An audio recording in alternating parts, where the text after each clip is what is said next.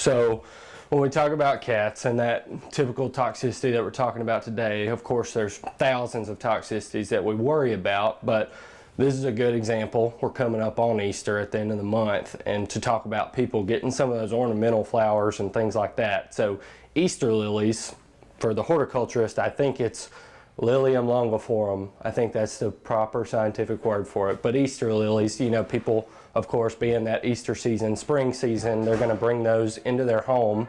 And it's really important to know that, if you are a cat owner, that Easter lilies are what we call nephrotoxic to cats. So basically what that means is we could suffer kidney damage, and you wonder, like, okay, so it's got to be like a lot. Well, technically they've said as little as just licking some of the petals, licking some of the, you know, pollinating insides of that flower could cause kidney damage in our cats. So, you know, it's always important to keep that in mind, that if you're going to bring Easter lilies inside your home, make sure your cats have zero exposure to it. You know, it might be one of those things too where if it scares you bad enough, maybe if you have cats, don't bring them in your home at all, because the most difficult part about when we talk to clients about being around Easter lilies and things like that, they don't ever know necessarily, did they lick it, did they eat it? Sometimes it's really hard to say. Sometimes cats will just play with the leaves and not actually lick it. But, you know, we're always, I think, more err on the side of caution, like they were exposed, you know. So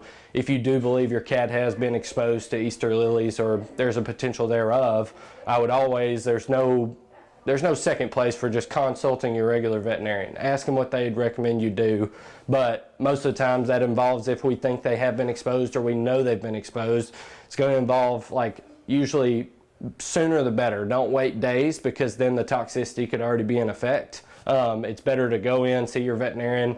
They might do something like induce vomiting, you know, make your cat throw up, make sure there's nothing in the stomach itself to try to prevent absorption. Probably give some activated charcoal, always, because when we're talking about nephrotoxicity, so kidney damage, probably going to recommend doing like IV fluids, you know, diuresing them, kind of flushing their system out for like 2 days probably.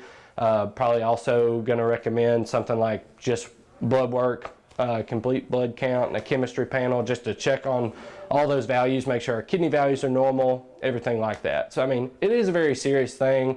It's very difficult as an owner sometimes to know the exposure versus non-exposure, but like I said, it's always better safe than sorry, and there's no substitute for just consulting your regular veterinarian if you think your cat's been exposed to that.